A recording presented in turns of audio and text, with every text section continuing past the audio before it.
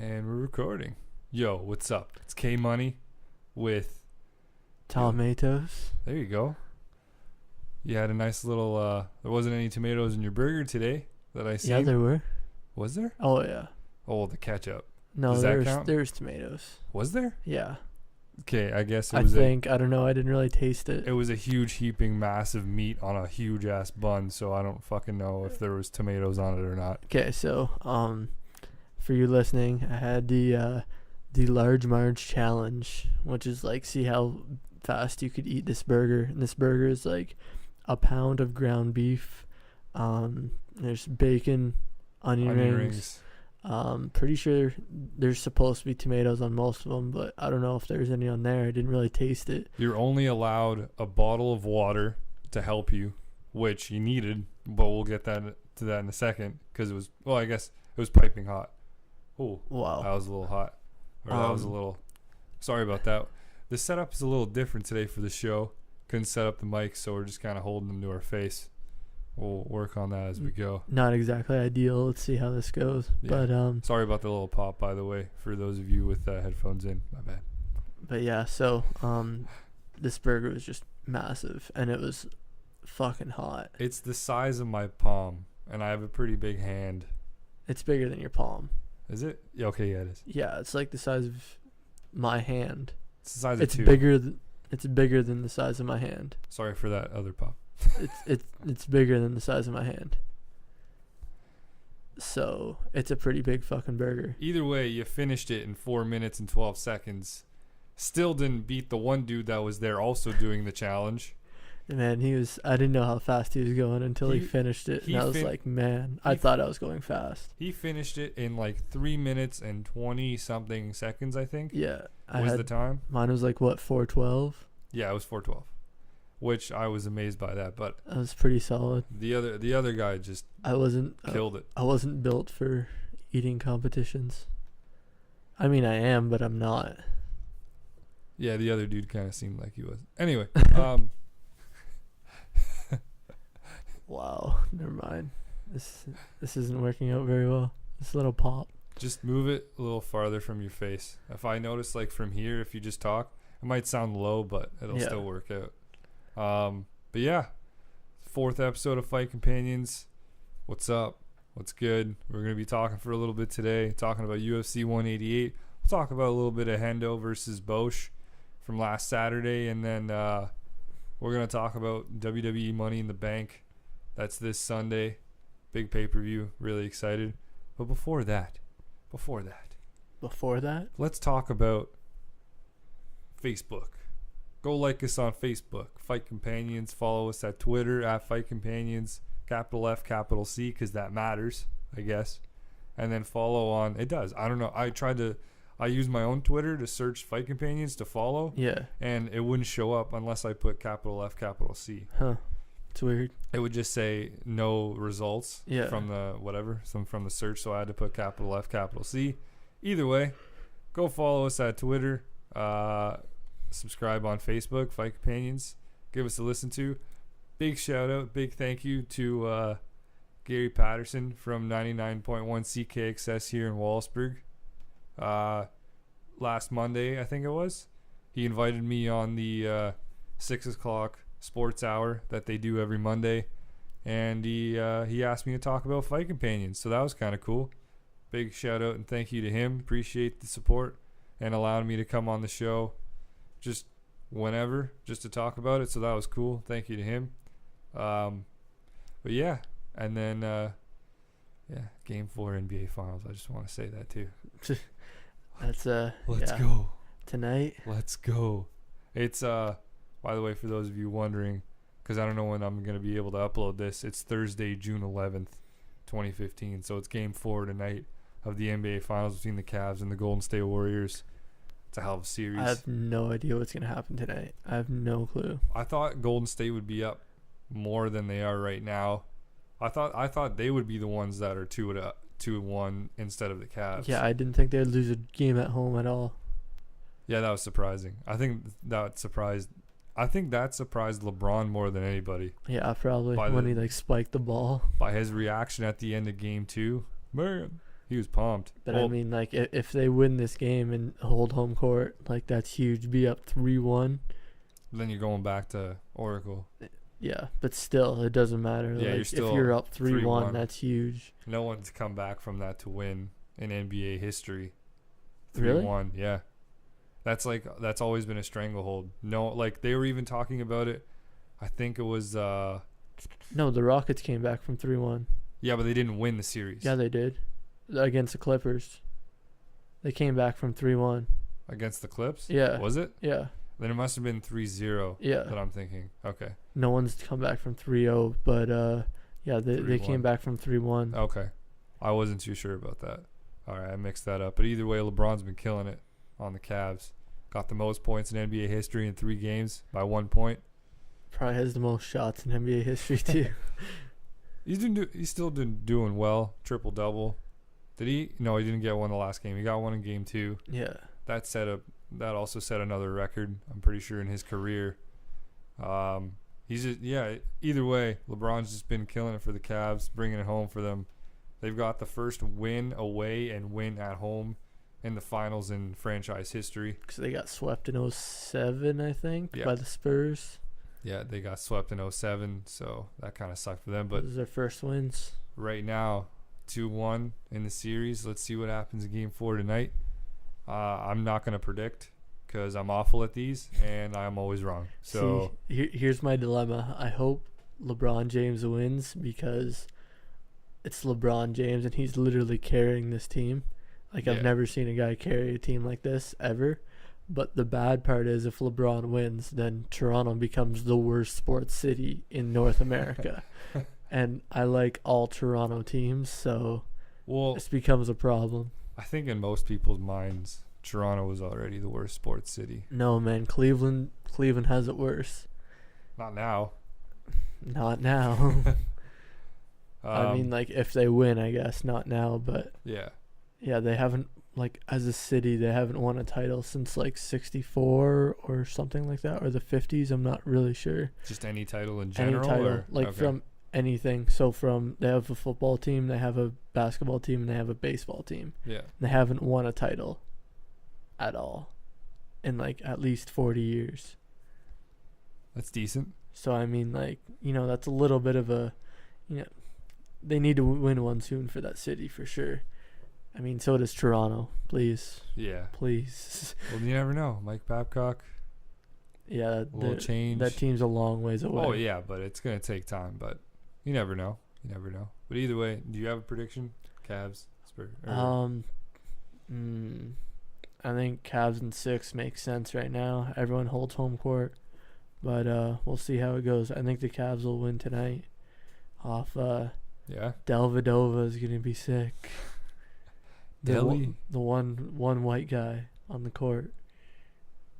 Yeah, I don't know. I had a feeling that the Warriors might win tonight, but depending on how Stephen Curry plays, because he hasn't been doing that well the past 2 games, except for the fourth quarter, Game 3. He's been shut down. Or he brought it down. By Delvedova. Because of Delvedova. Yeah. He stuck on him like glue. Like white he on won't rice. let him go.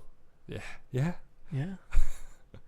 But, yeah, we'll see what happens tonight. It's an interesting series. I'm enjoying it so far. But, yeah, let's get some UFC action. Talk about a little bit of Hendo versus Boetsch from last Saturday before we get to this weekend's mega fight between UFC 188. 27 seconds of it? How long was that fight? It was 30. It was like 30 seconds. It says here it was 30 seconds exactly. Oh, okay. Because there was 4:30 left in the first round. Yeah. But yeah, Hendo threw that H-bomb. H-bomb? Right on Tim Boesch's little jaw there. Tim Boetsch is no small man, ladies and gentlemen. He is not a small man by any means. And Hendo just completely dismantled Tim Boetsch. I definitely didn't expect it just because the last times we've seen Henderson, he hasn't really done much. And then just an H-bomb out of nowhere. That's because he's how old? He's like 44? I don't know. He's at least 42. Or some shit. Like, he's up there. Like, if he lost, he probably would have had to have considered retirement. Hell, he should still consider retirement. He should probably consider retirement. Because he's he looks, I don't want to say brittle, but the man just looks like he's deteriorating just because of how old he's getting. I'm not saying that he's old, but his first house was a cave. So, wow. You know, think of that. Wow.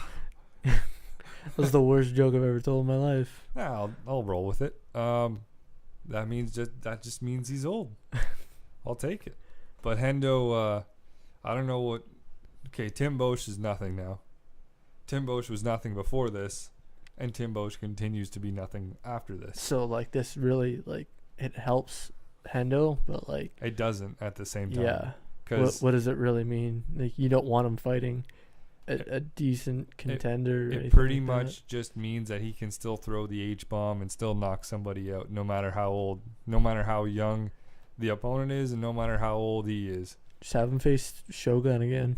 Just, you know what? Just keep them fighting each other every fight until they retire. They always have good fights. Just until they retire. Keep which doing should it. Be like now.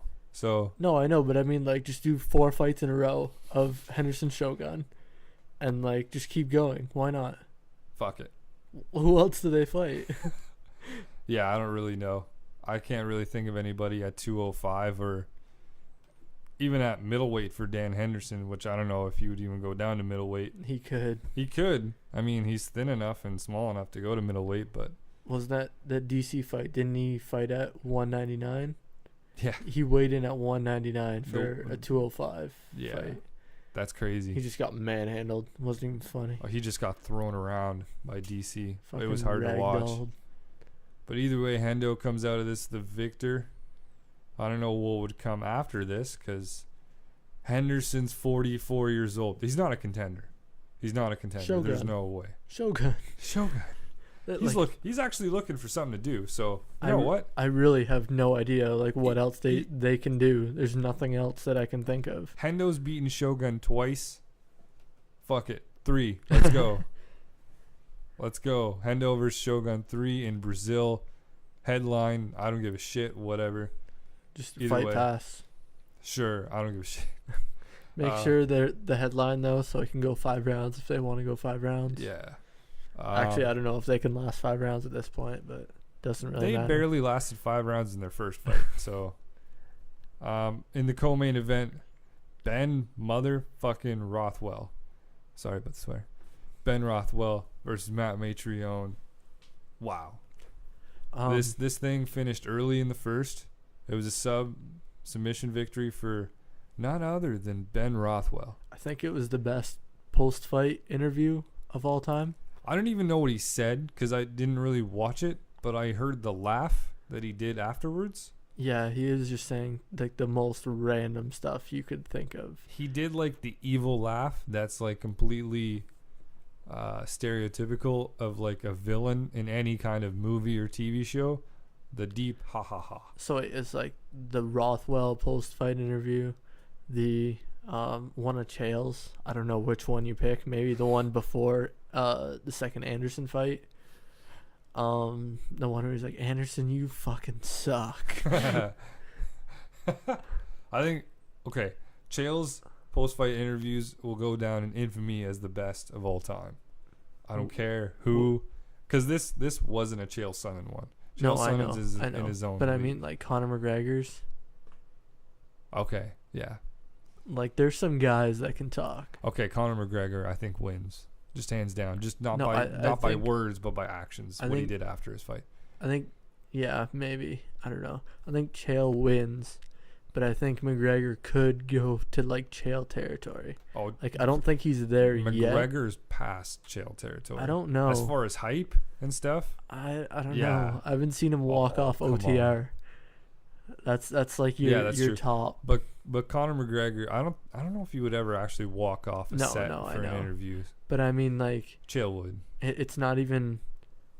I don't know. Like, Chael just, he was the man. You know what I mean? Like, he was the talker. He didn't just talk himself into one title fight. He talked himself into 3 title fights. Yeah. Okay, yeah, true. Okay, Chael wins just for that reason alone. I guess the Nice. second one, like his actions did the talking with the. Yeah, he deserved that second fight. Yeah, but I mean, like, there's no way he should have gotten the John Jones. Oh one. hell no, that was awesome. It didn't though. make any sense, but like, I'm not complaining. He almost won the belt. He was 30 seconds away from the belt. Yeah. Twice. Sorry, twice. Jesus Christ, you gotta relax, man. I'm pumped. You're yelling into the mic. Twice. He was 30 seconds away. How from many the times? belt. Sorry, 3. Not thrice. Twice. Wow. See, because Anderson Silva and the broken toe of John Jones. You remember that? I remember the toe. What was the other one? Oh, the broken rib. No. What? The Anderson Silva fight. Yeah. The first one. Yeah. He was 30 seconds away from a win. Okay, yeah. Until he got choked and armbarred at the same time.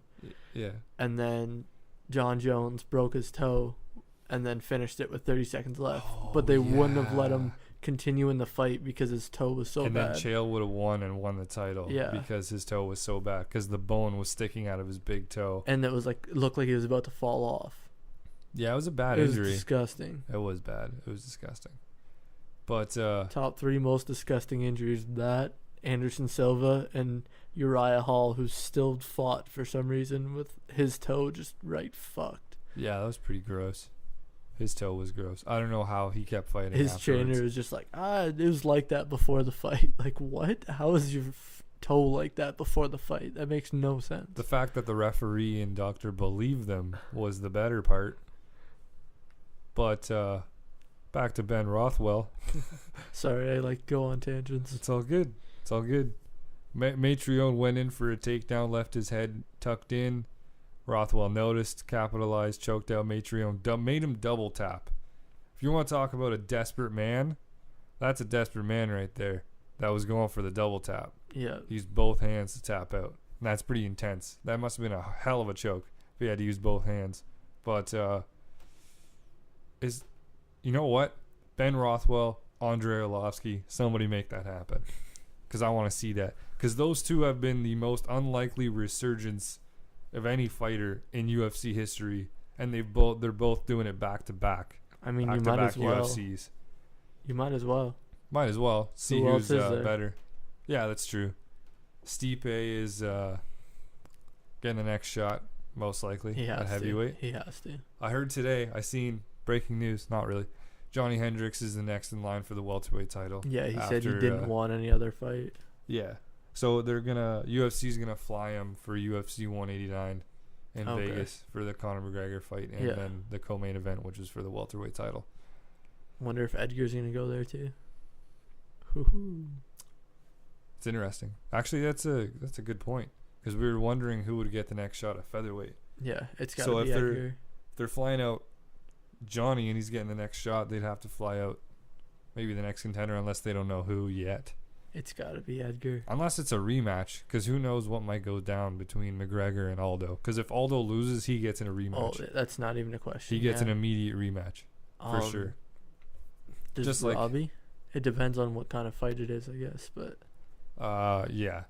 Yeah, that's true. It all depends. But no, Robbie does not get an immediate rematch. Aldo, it's automatic because he's been champion for so long. I know. This is his first title defense. Robbie's. Yeah. Is it? Yeah, because he won it against Hendricks. Yeah. He got hurt. Yeah. Okay, yeah. So this is a big fight. It just feels like he's had it forever. Yeah, Robbie. Yeah, I know. Well, that's because so much has happened since he won the title, not just in the welterweight division, but the entire UFC itself. Yeah. It's been pretty huge. And then the other notable win that happened last Saturday on that card was Dustin Poirier versus Yancy Medeiros. Yancy Medeiros has been looking really, really good at lightweight, but Dustin Poirier is just one of those dudes at lightweight that just always not only puts on a show, but can get the win, and he got the win in round 1. He knocked him out like 4 times on his feet. The ref finally stepped in, but Yancy can just take a beating He's too. a tough motherfucker. It ended in round 1, and then ended pretty early because there were still 2 minutes 20 seconds left in the first round, but Yancy was just taking a beating. I wonder what's next for Poirier. Like I really have no clue. I have no clue either. off the top of my head. I don't really know anybody in featherweight that Dustin can take right now. Interesting names pop up in my head. I want to see Diego Sanchez versus Dustin Poirier. Yeah. Either that, or if you want to give Dustin Poirier a challenge, I would like to see Dustin Poirier, maybe Cub Swanson, or Dustin Poirier and Chad Mendes. I think Chad Mendes is a little too high up for him right now. Yeah, that's what I was thinking too. But in case they wanted to give him somebody with higher caliber, just see what he has in that elite division, because Chad Mendes is elite. I think you'd go more like Ricardo Lamas. Yeah, you could. Like someone. Because didn't someone Chad that's still Mendes good. He just beat Lamas. Yeah, Chad Mendes. A couple months ago. Yeah. Yeah. So that could make sense for Dustin Poirier. As far as Yancy Medeiros, I think he's making his way back down the lightweight ladder again. Who he fights next, that's a question. But I like Yancy Medeiros. He's like a good stand-up fighter. He's a good on the ground. He's an entertaining dude to watch. He's one of those dudes where you watch him and it's always a good fight, no matter who it's against, and that's always nice to see. But yeah, that was a surprisingly decent card from what I heard. It was actually a pretty crazy card. A lot of finishes on the card, stuff like that. Actually, as I'm running through it, didn't it like tie for the most finishes? I think it might, because right now, or I don't know if it tied for it, but like it was close. It was high up there. The whole card, including the main card, the Fight Network prelims, and then the early prelims on Fight Pass, there was only 2 fights that went to a decision. Yeah. The rest of them were either knockouts or submissions, and there was 6, 10, 12 fights in total. So 10 of them were finishes. Not bad. Not bad at all. Damn. And most of them looked like it was in the first. Yeah. So that was a quick card. It's solid though. I love pretty those good. Fights.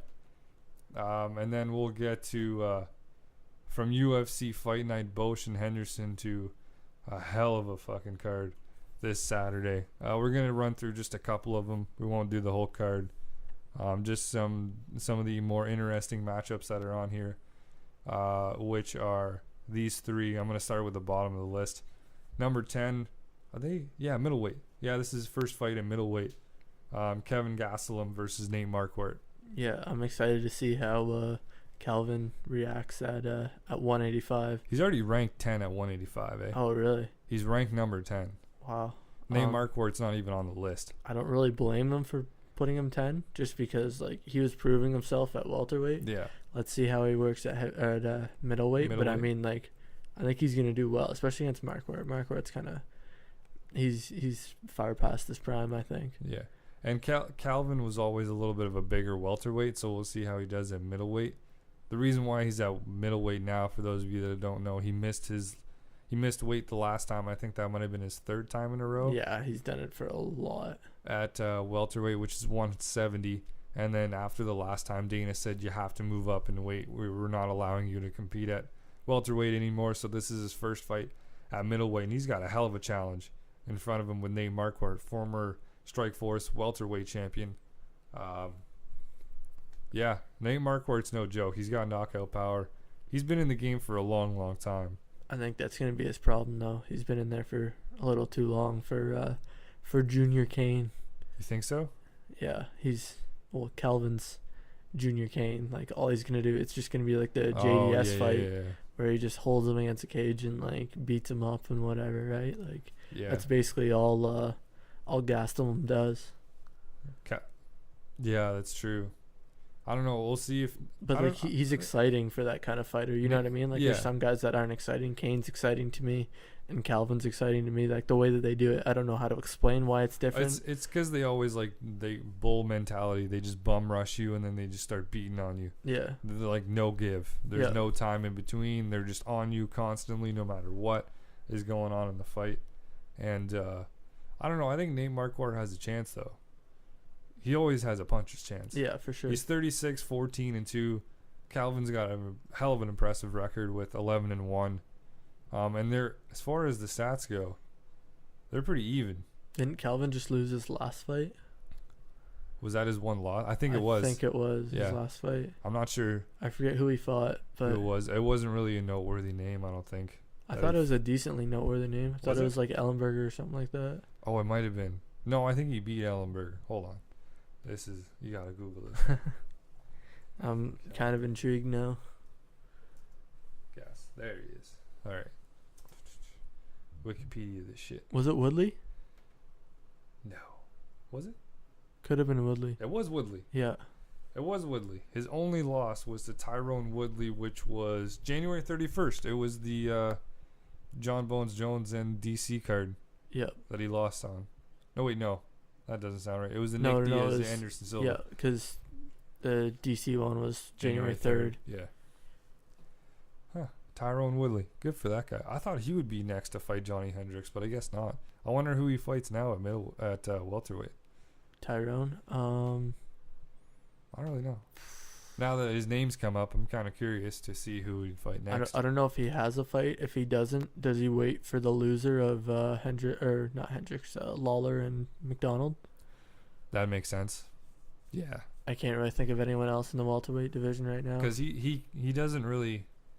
He's one of those guys that deserves to have top competition just because he's always a good guy, and he's very good at what he does.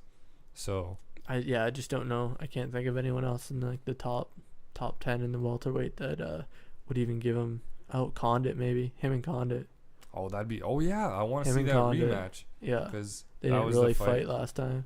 Yeah, just because Condit got injured really early. Yeah. He busted his knee up and he was out. Had that big return against Alves. Yeah, I could see that. Condit versus Woodley in a rematch. That way he wouldn't have to wait. He still has competition. But then again, you don't really have to wait that long for. Actually, it's another 3 months at least. 2 or 3. Yeah. Well, because you have to wait for July, and then you have to wait for the 2 months in between once the fight's announced or whatever. So. Yeah, and he's been waiting a while, hasn't he, Woodley? I don't think he's fought since that card. Maybe. It was January 31st. He hasn't fought since then. So I mean, he might want something close. Who knows? Yeah, I don't know. But Kelvin Gastelum, Nate Marquardt. I'm gonna go with Gastelum just because. Yeah, I think his style. I like Gastelum. I think he's gonna pull that one out. Marquardt hasn't looked that great as of late. But going from that to the co-main event, which is the fight that I'm looking forward to the most. Fuck. Gilbert El Nino Melendez versus Eddie Alvarez in the lightweight division of the UFC. Holy hell! Thank you, Lord. These two have fought before. It was a hell of a fight. I'm pretty sure Eddie Alvarez won it the first time. Okay, no, this is another Google. Son of a bitch.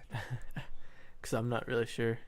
I'm not too sure, but I remember watching it like a while ago and thinking, holy hell, thank God Eddie Alvarez is coming to the UFC. Because I wanted to see Eddie Alvarez versus Gilbert Melendez for a while. Actually, I have no idea how that fight's gonna go. That's. Well, you haven't really seen Eddie Alvarez fight too much. No, I seen his cowboy fight. That was about it. And that wasn't the best example that Eddie Alvarez, what kind of fighter he is. Yeah. Because he's a tremendous fighter. He's one of the best lightweights in the world. He was the former Bellator lightweight champion. Bella shit. Hey, he was going up against Michael Chandler. Bella shit. Michael Chandler's one of the best lightweights too. Bella shit. If Michael Chandler was in the UFC, he would have had a hell of a run, I'm pretty sure, at the title. Okay. I thought you were gonna say it again.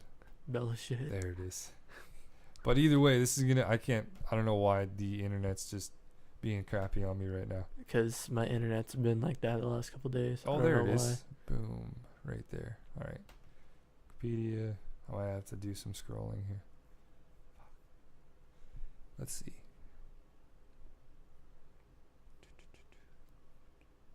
Yeah, he beat him.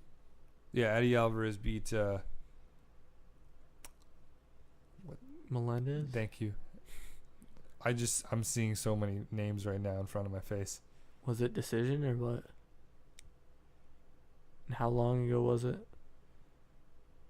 I gotta find it again. Oh my god. Wait a minute. I don't think it's here. I don't think he's ever fought him before. What the hell? Why'd you say that he beat him? Maybe I was wrong. No, I thought I seen something saying that he had already beat him before. Yeah. But I guess I was wrong. His only losses are to Nick Thompson, some Asian dude, and Michael Chandler and Donald Cerrone. Because I don't see his name on here at all. Wait, who are you searching up? Alvarez? Yeah. Yeah, if he beat Melendez, then he wouldn't be under his losses. But like if you don't see his name. No, but like I'm looking at all of them right now. Yeah. Like I'm looking at his wins, and I don't see his name. That's what I'm saying. Yeah. Because they're all in the same list anyway. No, I know, but you just said about his losses. That's why I was like, that doesn't make any sense. I know, but that's what I was ruling out at first because Yeah. I didn't know if he won or lost. Oh, okay. So I was looking at his losses, then I started looking at his wins because I just assumed that he won against him. Yeah. But then as I was looking through the wins, I noticed he wasn't there. It's my mistake. See, these two, this is their first face-off. Then that's going to be interesting as hell. I have no idea how this is gonna go. Eddie Alvarez kind of fights like Gilbert Melendez. No, I know, but I mean, in a way, still, so like, it's an interesting matchup. Eddie Alvarez needs this win though. Yeah. He needs this win after his loss against Donald Cerrone, especially since he kind of got dominated for a little. Pretty much if after the first round, he pretty much got dominated by Donald Cerrone, I thought. If he loses this fight, then anything Bellator is just doesn't matter. It really doesn't, because he was their best champion. Him and Michael Chandler. And Michael Chandler were kind of on the same tier. But so then what is it, like, you know what I mean? If they lose to two guys who, haven't really, they're doing well in the UFC. They haven't won a title yet. But it's like they're two top guys. Yeah. Two top guys in the lightweight division in the UFC. If Eddie Alvarez can't put either of them away, where does that leave Eddie Alvarez at the end of the day? Outside of the bottom five. Yeah. Yeah. He would have to be outside of the bottom five, or top five, So, I don't know. He kind of has to win this to give any credibility to anything that he did in Bellator. Yeah, I don't know. Well, I'm looking at the stats here, and they look even, like, in everything. They're both the same height. That meaning probably the same reach too. Mm-hmm. And then submissions are pretty much okay. Eddie Alvarez has way more submissions than Gilbert, but everything else looks pretty much the same. Even their records: Gilbert's 22-4, Eddie Alvarez 25-4. It's pretty much an even matchup, so it's gonna be I think it's gonna be a good fight. It's gonna be a great fight. Oh, it's definitely gonna be a good fight. I'm not saying that it's not. I have no idea how it's gonna go. Shut up. No, I have no idea how it's gonna go. Because I haven't seen Alvarez enough, right? So I don't know how he's gonna do. Either way, I'll be watching it live. I haven't really decided whether or not I'm gonna live stream. Not live. No. Kind of follow the fights as they go on Facebook and Twitter. Yeah. Just kind of tweet it out and Facebook it in case you aren't watching it. I don't really know if I'm going to do that yet. I kind of wanted to start doing that, but it depends on what the people want. Okay. What the people say, because it's all about the people, Ryan. It's all about the people and what they want. Because I can do whatever, but the people don't give a shit. Yeah. They have to give a shit in order for it to be fun. Yeah. Or like for it to matter. Yeah. Or else then it's not going to matter. But yeah, I was looking at doing that. We'll see. We'll wait till Saturday, see how's it going with myself and everything else. I don't know. We'll see. But going from that to the main event of the evening, actually they're both champions, interim champion versus the actual champion. I was going to say Gilbert Melendez. Wow. Cain Velasquez defending his heavyweight title for the first time in nearly 2 years. I think it's a year and a half by now. Yeah. Against the interim heavyweight champion Fabricio Verdum, which I think should not be an interim champion. He should have just been a number one contender. Yep. Because he never defended the belt to begin with. Yep. Usually for an interim champion, you get a champion because the real champion is going to be out for a while, and you need some action in the heavyweight division. He was out for a while. Fabricio? No. Oh, like Kane. Yeah, exactly. So I get why they did it, but like he never defended it. Yeah, it didn't make any sense.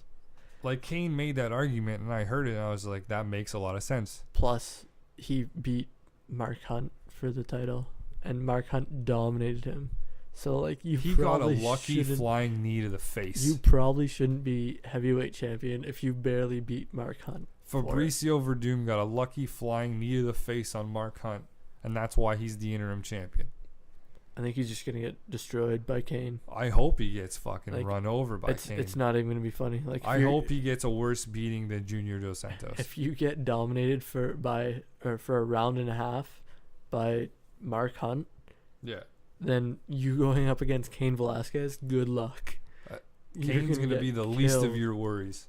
And Mexico City is gonna be crazy.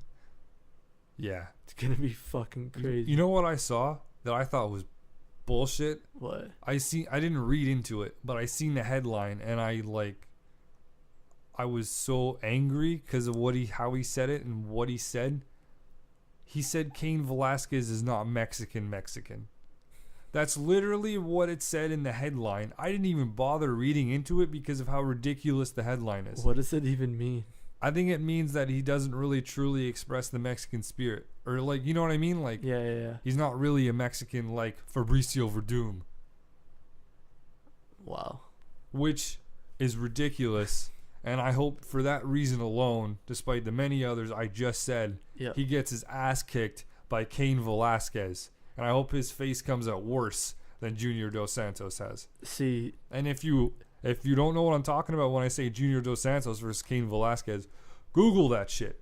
And you're going to see his face just not mush. The first one. Not the first one. Yeah. We're not talking about the first one. Okay, not the first one. But the second and the third one, oh, fuck yeah. Yeah, for sure. Actually, the first Junior Dos Santos fight is Cain Velasquez's only loss on his record. Just throwing that out there. Yeah. He's 13-1. Continue. There's just I don't see a way that Verdum wins this fight. I really don't. I just think if Cain didn't fight the way that Cain does, then this would be a first rounder for sure. Just because of how much better I think he is. Yeah. But who knows with Cain? It's just to grind it out, you know. Who knows, right? He's just gonna grind it out, and like he's gonna control him the whole time. He's gonna press him against the fence. Could last a while, but it's gonna be a beating. He's gonna take a beating. He's gonna press him up against the fence. He's gonna pound on his face, and then not stop for 5 rounds. And if he hits him hard enough, which I know he does, he's gonna knock him out or viciously, brutally TKO him in a way that I really, really want to see. Because fuck Fabricio Verdum. He's Mexican. Fuck off. What makes you the judge? Who makes you that? Because he's the interim champ. Who gives a shit? No, I know. Fabricio Verdum, I think, crossed the line with that comment. And I think Kane's going to feel the same way that I'm feeling about that once he hears about that. Actually, I'm interested to hear what Cain Velasquez have to say after hearing what he said about that. But yeah, fuck Fabricio. Man, you just hate him. I just think he has no chance. I don't hate him like that. I hope he gets knocked out. Actually, no. I don't. You hope it's like a 5-round, a late 5th round knockout. Just beat your face in. Like exhaustion knockout, just from being held like against Kane. the fence so long. He bumps his head off the mat and he has to tap. The weirdest fucking finish. If you don't, the third fight against Junior Dos Santos, Cain Velasquez. Junior got beat up so bad that he went in for a takedown, missed, hit his head off the mat, and that hurt him so bad. He just tapped out. He had to tap out. Well, he was just exhausted. Yeah, he was exhausted. He couldn't do anything that fight. It was one hell of a fight. The only way that I see Fabricio Verdum winning is getting a lucky shot in on Cain somehow. Yeah. But that's it, because Fabricio has no other chance anywhere else. Sure, he has great jiu-jitsu. That's great. But Cain's wrestling is far more superior than his jiu-jitsu, I think. Yeah, by far. So that's that for UFC 188. It's this Saturday on pay-per-view. Starts at 10. Prelims start at 8 on TSN2. Nothing really notable to say other than that for the card. Top 3 fights look really good. The women's fight kicks off the main card. Not really too much into that. Like, I'm into the fight, but I don't really know any of the people in it, so we're not going to really talk about it that much. There's really no point. I'm pretty excited to see what Cejudo, the flyweight, he's the main event of the prelim card. Yeah, he's one of those dudes kind of at excited flyweight. to watch him. That's about it. He's one of those dudes at flyweight that could be the next contender at flyweight. He's 8-0. He's undefeated. He's Olympic gold medalist, I'm pretty sure, wrestling. I don't know if it was wrestling or judo or something like that. I think it was wrestling, but he's an Olympic gold medalist. Yeah. Yeah, he always he wears gold shorts all the time. Yeah, I see that right now in the picture. Yeah. Yeah, he's got like some Muay Thai shorts on by the looks of it, with the elastic waistband around the waist. Yeah. Yeah, those are some Muay Thai shorts. Those are pretty cool. They're gold. Ooh, they're sparkly. But yeah, no, that should be an interesting fight. I want to see how he does. I just want to see like how quickly he can climb up that flyweight the rankings and stuff like that. Because the last time I seen him fight, he was actually really good. That was the first time I seen him fight, so I want to see. Do you think if he wins well enough against Chico, literally that's his name. Yeah. Chico Camus is his opponent's name. You think if he wins well enough against Chico, he'll get the next crack? No. Because like he's only 8-0, right? Like he's only had a couple fights in the UFC. Yeah. I don't think you ruin him by giving him the next crack. I know it's tempting, but I think you'd give him He's been saying he wants it. I know, but I mean, I think you give him a Benavidez first. Give him a test like that. I guess Benavidez. Just because, like, you know, you don't want to go from. I guess Dotson would be next. Yeah. Rather go from a kind of a nobody as like Chico. Yeah. To Johnson is a little bit of a step. Yeah. You definitely need 1 or 2 fights in between that. Maybe like Ian McCall or like someone in the top 10. Yeah. Okay. But I don't think you can go all the way to DJ from there. There's no way. Yeah. Yeah. I don't know, but I'm interested to see in Henry Cejudo's progress in the flyweight division. Yeah, and then we're actually, before we get on to some WWE, a few other UFC notes that we found out the past week. It's been a while since we had an episode. Gustafsson gets the next shot at Daniel Cormier. Yep. Which I think they blew that one, but we'll get to that in a second. And then the other big news is that Luke Rockhold will now have the next crack at Chris Weidman's middleweight title. And dates have not been announced for either fight yet. However, it's been rumored that it's going to be at UFC 191. I think it's 191 in September, on September 5th, Saturday, September 5th. And going back to the whole Gustafsson DC thing, I think they really missed the boat on Ryan Bader. I really think they should have capitalized on that story between Ryan Bader and DC, because in hindsight, when you think about it, it actually is an interesting matchup when you look at it. I think because they're both good wrestlers. DC, their striking are a little bit iffy on my part. To me, I don't think DC's striking is up there as many would probably put it as, because he's the champion. So I think it's a lot more. Ryan Bader versus DC would have been a lot more of an even matchup, more than people would have estimated. Don't get me wrong. So what do you think Gustafsson is? Well, don't get me wrong. I was going to say that Gustafsson versus DC is a very interesting fight where you could pick either guy. Yeah. But I don't see why you wouldn't go with the Ryan Bader fight, because the story was already there. Yeah, with the whole press conference. You could have capitalized on that and got a little bit of extra. I kind of hate when people, talk themselves into a title shot, though. I mean, like, there's certain guys where I can kind of see like that they've done it their whole career. Well, it's not even the fact that he would talk his way in, though. But he basically did. Like, it's just because of that post-fight. Like, no one was really thinking of Bader. Like, they kind of were. He's on a 4-fight win streak, whatever. But, I mean, like, he wasn't really that guy that was a contender yet. Have him go against Rashad, see how he does there. Or go against Anthony Johnson, see how he does there. And then get the shot. I think that's the better option. I think they needed to give Gustafsson that fight just because they dropped the ball on not giving him the fight after John Jones got hurt, because he had the fight before he got hurt, and then John Jones got hurt. But that wouldn't have made no sense, though, to go against Rumble when Rumble already completely dismantled him after. What do you mean go? No, I don't mean Gus against Rumble. I mean Bader against Rumble. I know you mean that, but what do you mean by they dropped the ball by not giving Gus the title shot? That was before he fought Rumble. This was before when GC and Jones were gonna fight. Yeah. Remember how they're supposed to fight in September, and then Jones got hurt? But like before that, they were supposed to fight, and then Gus got hurt, so then they gave it to DC, and then Jones got hurt, yeah. and Gustafsson was like, "Why don't I get the shot now? Because I'm ready now." Yeah. And whatever. So I just think that they kind of, this is an I owe you one. Yeah. For not giving it to him then. I know it looks bad because he got killed by Rumble, but I mean if DC would have went down on that shot that Rumble gave him, then that's the same shot that Gustafsson took. Yeah. You know what I mean? So I think it's the right fight. I actually think Gus is gonna win. Just for right now, like I don't know.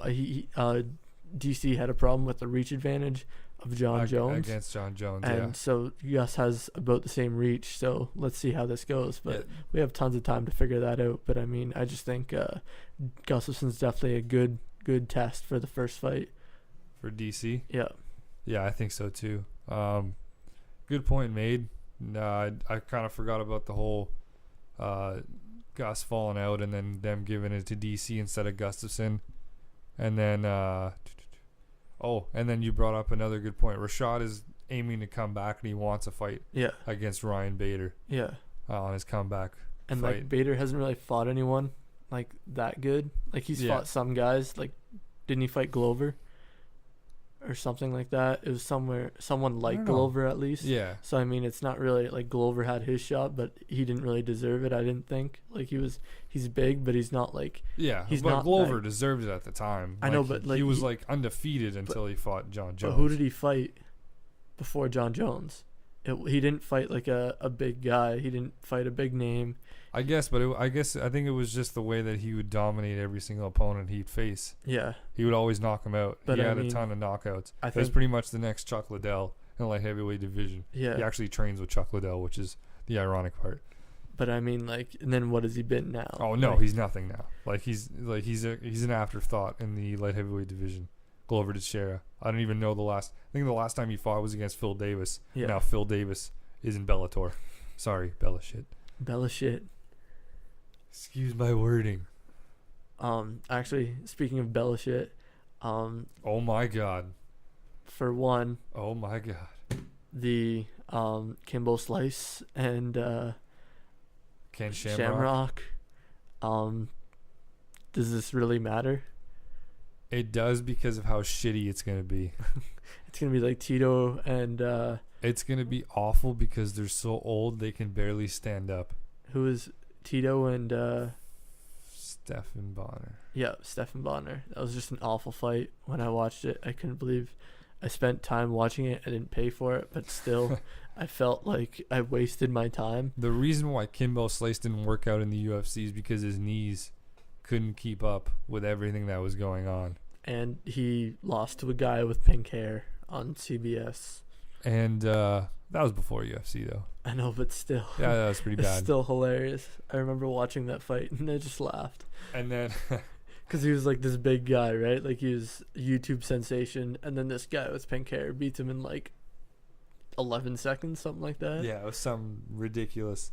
It was pretty much the end of that organization. That was literally their... Oh, yeah, it was their last... Their crumble after that fight. No, what was I going to say? And then Ken Shamrock's just old as shit. His best days are behind him way, like, a decade ago. They were behind him a decade ago or more. Okay, Kimbo said something this week that kind of surprised me. Okay. He said that about the steroid thing, about, like, the system, the new system, the Nevada State Athletic Commission's coming out with. And UFC has a new one, which we'll get to in a second, but go ahead. Yeah, so he was looking at it, and he was like, you know what? On steroids, he was like, you gotta let guys do what they gotta do to get ready for fights. So I don't know if he just basically admitted to doing steroids or what. It was just like the first time that I seen someone say anything like that about that.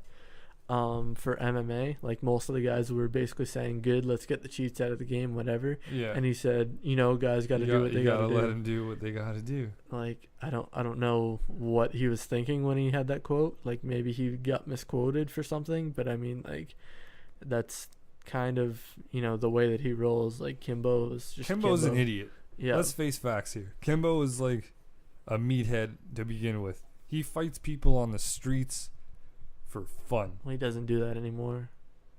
I don't think. But he's still a meathead. He's the definition of meathead, which is pretty funny. But either way, UFC has its own. This is huge. Actually, no. Wait. First, did you see that Triple THS that I told you to check out? No, I did not. Oh my god. I did not watch it yet. I was busy when you texted me. I was in a theater watching graduations. It was the UFC system of drug testing. Was it? And it was just Dana White talking. And he was like, first offense, fuck you. Second offense, fuck you. Third offense, fuck you so hard. Fourth offense, he's like sitting right beside, like William Neeson is right beside him. Yeah. Fourth offense, you get killed by Liam Neeson. You pretty much do, though. Liam Neeson was just like, he did his whole speech of like, I will find you and I will kill you. Like, no, but I don't know who you are, but I will find you. This new testing for the UFC that they're doing on their own is ridiculous. So Nevada came out with their own, right?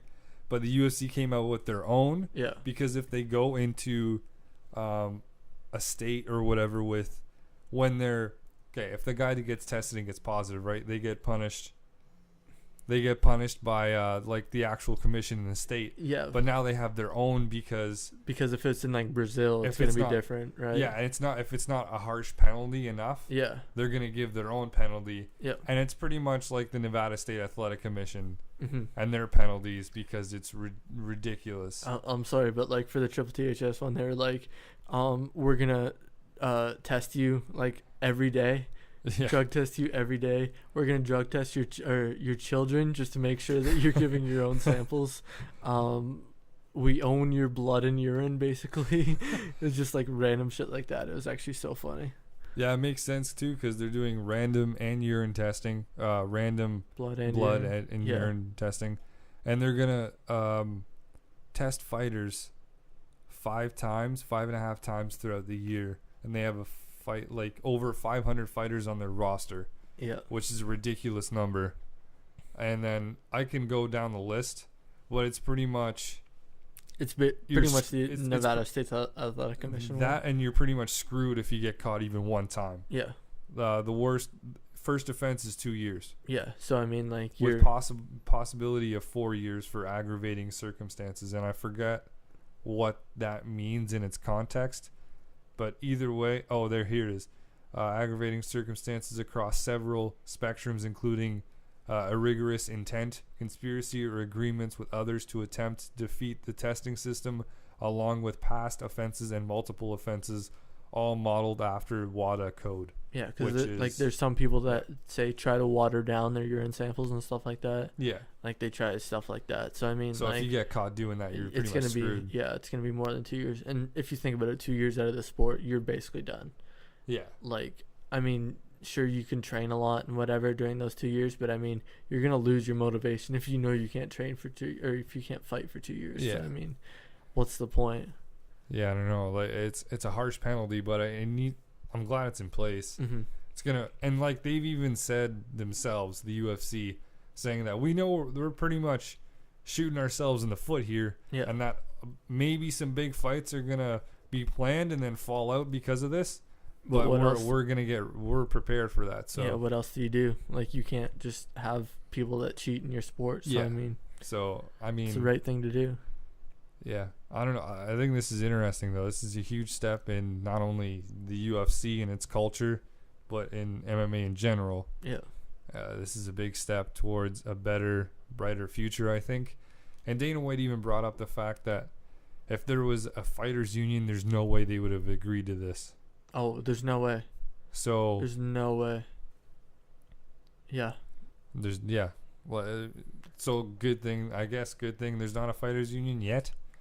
As far as this, because we were talking about a fighters union because of the Reebok It's deal. gonna start one. You think so? I think so. Yeah. Because this is like, if you get caught once for like anything, there's one that's like sleeping pills, isn't there? Like, Yeah. It's a year offense at least. So I mean, like, you know. I don't think it's sleeping pills. It was something. It was something stupid. I remember that. I don't know if it'd be on there because it was just like for the Nevada State Athletic Commission one, but. Oh, it might have been. Yeah, it might have been the commission, but I don't think it was the UFC because I just ran through that and it wasn't. It wasn't exactly sleeping pills, but it was like something like that, like allergy medication. I think was on there or something like that. That's like, fucking stupid. Well, like if you're not actually, I don't know. Yeah, I don't know. Either way, it's a huge step. It's a big difference. But we're gonna go from UFC to a little WWE. This Sunday is the Money in the Bank pay-per-view. In my opinion, one of the bigger pay-per-views of the year for WWE, and it's a pretty big one so far. We're kind of gonna go through the list of matches on Money in the Bank really quick. Really no point in going over Elimination Chamber. I know we talked about it in the last podcast. Pretty much to go over Elimination Chamber super quick. IC Chamber sucked. Tag Team Chamber was okay. It sucked. It was okay. It was pretty bad. Okay. The main event was awesome. Yep. And then Kevin Owens versus John Cena was sick. Oh, it was sick as fuck. It was, I think those two were matches of the night. I can't really pick one to figure out which one was better. But as far as anything else on the card, like the card itself wasn't bad, except for the chambers. Yeah. And that was the worst part. And this pay-per-view was called Elimination Chamber. But it helped build up to what we have now, and that is Money in the Bank.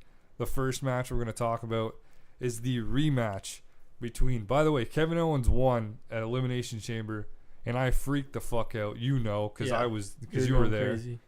The first match we're going to run through on Money in the Bank, the rematch between John Cena and Kevin Owens.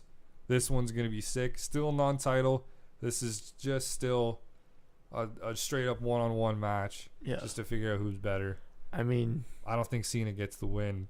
I think he does. It just seems too predictable. You know what I mean? Like Cena does this all the time. Yeah. He loses the first one against a young guy, and then he just brings the shovel and just buries him.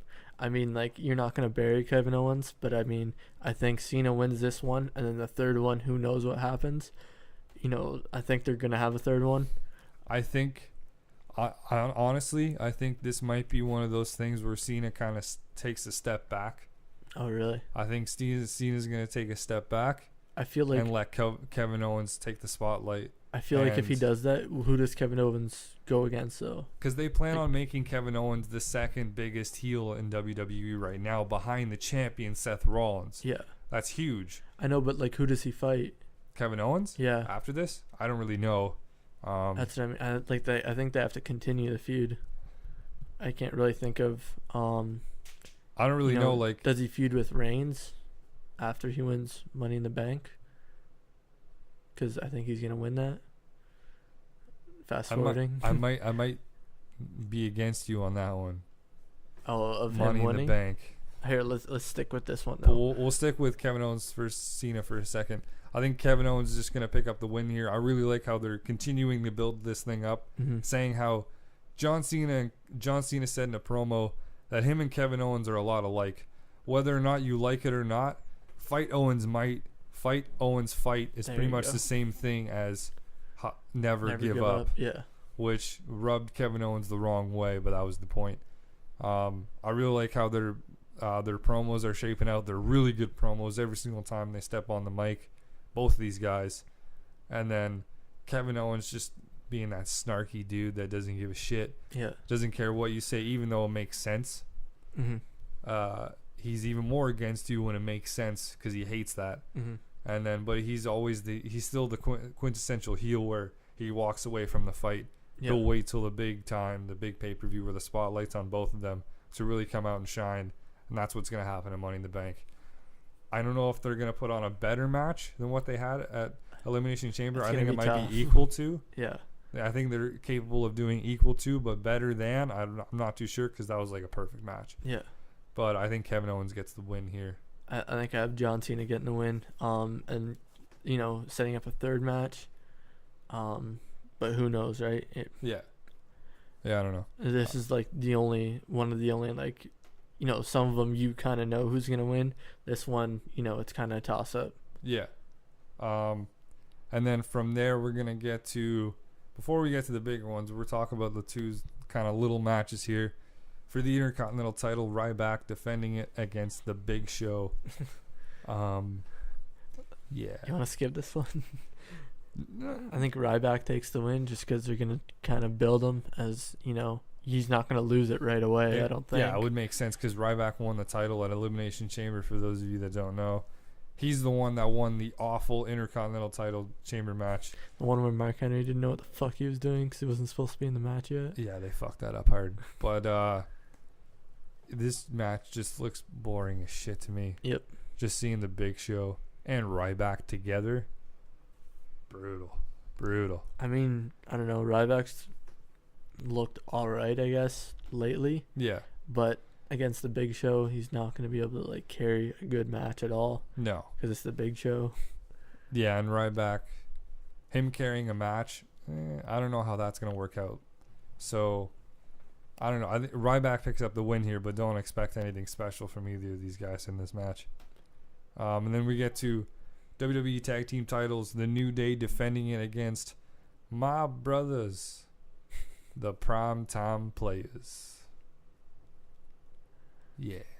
I mean, I like the Primetime Players. No, I know. I don't think they're going to win. I don't think so either. But I like the Primetime Players. I think it's just going to stick with the New Day. I don't see them losing it. For those of you wondering, too, how the Primetime Players got this shot, they're the last two in the chamber against the New Day, and I'm pretty sure they won a number one contender tag team match, too, to get the title shots. I think they did on Raw. It was in a triple threat tag team match. It was a pretty good match, too, from what I remember. Not too sure, but I know they earned their shot at the tag team titles. I mean, I don't know who else would fight them at this point, because isn't Tyson Kidd hurt? Yeah, he's got a serious injury. He's got like a spinal cord injury. Yeah, so then there's literally no one else to go in there. Well, you could do Lucha Dragons. You could do. I know, but I mean, stuff like that. Lucha Dragons. I like their character. I like everything about them. But I mean, like, are they really ready for that? You know what I mean? Like, I don't. You could argue that the Primetime Players aren't either. But I mean, you could have argued that the New Day weren't ready too when they won the tag team titles, because that kind of came up as a shock. And then there's always Luke Harper and Eric Rowan too. Yeah, true. So they're just kind of building them for a while. They're building up. They're building them up really nicely right now. Yeah, like they're planning something huge with these two. But I think New Day walks away at least with the win here. Not really too sure. They're probably gonna get their rematch at Battleground. Mm-hmm. Battleground's just gonna be rematch city for Money in the Bank. Yeah, that's pretty much how Money in the Bank's rematch city for Elimination Chamber. I don't know. They have a little more time to build it up, but I mean. Oh yeah, they have a lot of time for Battleground, unlike from Payback. 2 weeks. Yeah. But then we get to the meat and bones of meat and bones. Sorry, the meat. Meat and potatoes. Meat and potatoes. Wow. The meat and bones. I just want to eat all those bones right now. I just seen Dolph Ziggler, and that's what I thought of. What? All bones. Money in the Bank contract ladder match, one of the more intriguing matches of the year, mainly because of the prize that you get at the end of the match. The winner gets a contract where, and any time, any place, doesn't matter, they can cash in the Money in the Bank contract and go for the World Heavyweight title. Doesn't matter when, doesn't matter how, who gives a shit. Yeah. Seth Rollins, perfect example. WrestleMania 31 this past year, cashes in the middle of the match. In the middle of the match between Roman Reigns and Brock Lesnar, where they're both beating the hell out of each other, and ends up winning the match shortly thereafter, cashing in. This one is interesting because of two names. I'm going to run through the list, and then I'm talking about the 2 names that I find interesting. Okay. Kofi Kingston, Dolph Ziggler, Kane, Randy Orton, Sheamus, Neville, and Roman Reigns. Wait, R-Truth isn't in this? No. I'm just kidding. No. I'm just kidding. The fact that he came out for that promo was awesome. That was hilarious. Kane just calling him out. You're not even in the match. My Sorry. bad. I don't know whose fault that was. I don't know.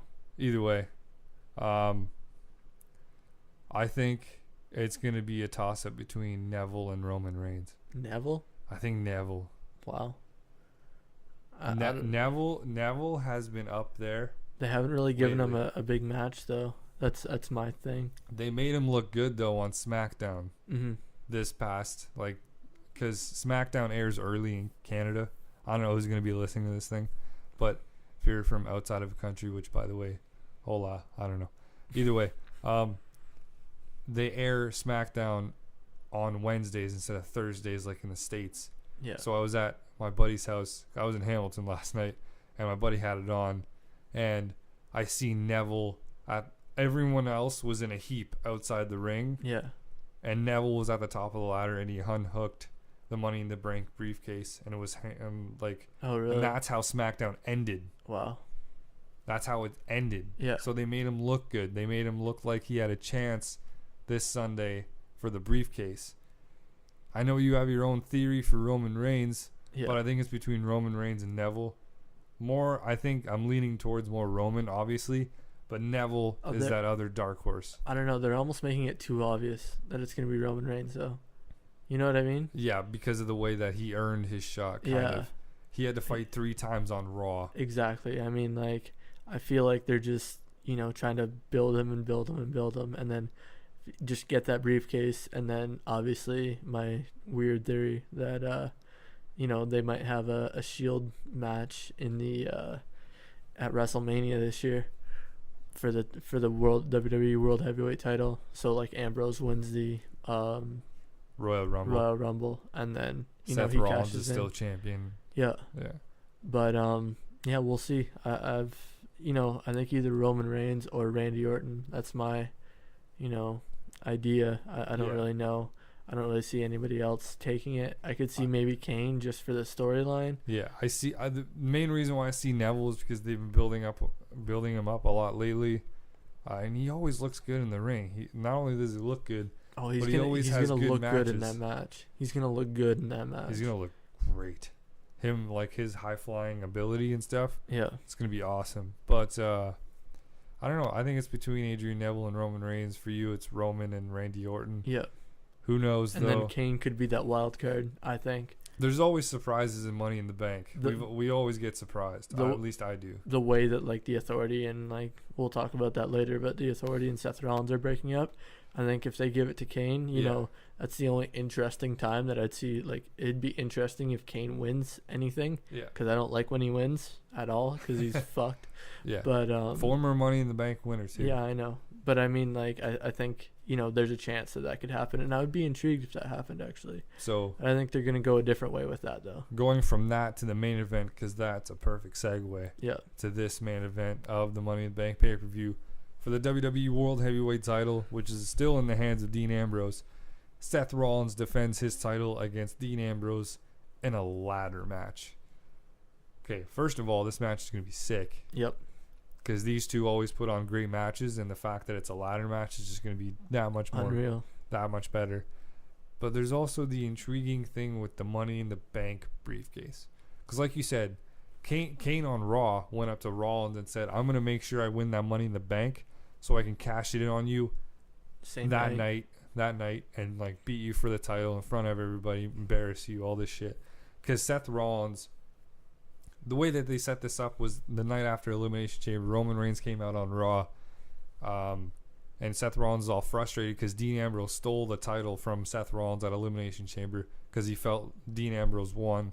Dean Ambrose felt like he won the match because of how it ended. It ended in a whole bunch of shit. Either way, Roman Reigns came out, pretty much questioned Seth Rollins' manhood and his ability to actually win a match on his own. Yeah. And he got so mad to the point where he was saying he doesn't need J&J. He doesn't need this stupid 7-foot monster, which he got offended, obviously, Kane. Yeah. And he even said he doesn't need Triple H or Stephanie, the Authority. And he just stormed out of the ring. He accepted the match and he stormed out of the ring. Yep. And Kane was saying he wants to cash it in and win the title, which he's done before in 2010. He beat Rey Mysterio for the world title. Yeah. The same night he won the briefcase at Money in the Bank. I don't really know. I think Seth Rollins walks out WWE champion. Oh, I think for sure he walks out WWE champion. And, I think it's going to be Seth Rollins versus, kind of fast forwarding here, Seth Rollins versus Brock Lesnar for the title at SummerSlam. Yeah, and the way that they build it is Seth Rollins is against the Authority, and remember how Stephanie McMahon said to Brock that he's suspended until she says that he's back. Yeah. So what happens is since they break up with Seth Rollins, then they bring back Brock Lesnar to get that title from. I think Brock Lesnar wins. I don't think so. I think he wins back the title. I don't think so because I think they're gonna try to set something else up for him for Mania. I think it's okay. Here's the thing though. I think Brock's gonna win, and then they're gonna set up Rollins versus Triple H. Oh, okay. For the next few pay-per-views. Yeah. I think that's how you set it up, because Brock Lesnar wins the title. Seth Rollins has nothing to do because Brock Lesnar is obviously going to go away for a little while. Yeah. Till he comes back to make his next fight that much bigger for the title, all this stuff. And then you set up perfectly, because Rollins is pissed. He's angry at the Authority for bringing back Brock Lesnar, taking away his title. So he goes after the Authority and he goes after Triple H. See, that could possibly happen. I'm just I don't think Triple H wants to do that for a few pay-per-views. He doesn't want to do a feud. He'd want to do one match at Mania. He'd want to do one match at SummerSlam maybe. Yeah. But I don't think he'd want to do a feud like that. And I don't think they want to put. He's had a match at Night of Champions and stuff like that before, where it's a big match. But that hasn't been in a few years. You know what I mean? I think what they do is they keep it on Seth Rollins even after Brock Lesnar, because they don't want the same. Your only big champion is gone for months at a time, and they're not going to have him drop his first title fight. So I don't think they're going to have him keep it for Mania. I'm not sure, because who would he fight for it at Mania? You know what I mean? I don't know, but him and Austin isn't going to happen. No, there's no way. But I mean, I think the way that they build that up is if Seth Rollins has it, and he disbands with the Authority, and then they bring back Brock Lesnar. That's the only way you build up the SummerSlam fight. I guess you could do what they did last year with Cena, just for my scenario to work out. They could have Lesnar win it, then Lesnar have a rematch for the title, Lesnar winning both times. Yeah. To the point where Seth Rollins gets frustrated and he starts his feud with Triple H, maybe culminating at the Royal Rumble or something. I could see that. Yeah. And then whatever happens at Royal Rumble happens. That's still in January, for the love of God. So that's what I mean. I don't know if they want their champion gone that long again. I know Lesnar as champion is huge for them, but I think just Lesnar at pay-per-views is huge. I don't think he has to be champion for months at a time and not be there. But he's your biggest commodity too. I know, but Lesnar, you'd want the title on him because. But if he's not there, I guess he doesn't need it. Yeah. Too, but I don't know who else he would face though. If he's at a pay-per-view, you're gonna sell tickets. You're gonna sell pay-per-views. You're gonna sell WWE Network sponsors or subscriptions. Subscriptions, yeah. I don't think he needs the title to be able to sell all that. I think he just needs to be in the pay-per-view to sell it. Yeah, I don't know. Either way, kind of got off topic. Yeah, there. sorry. But no, it valid, because you never know where this is gonna go. I think Seth Rollins walks out as champion, at least for Money in the Bank wise, against Dean Ambrose. How? I don't know, but he walks out still a champion. It's gonna be an interesting night at Money in the Bank. It's gonna be interesting this Saturday.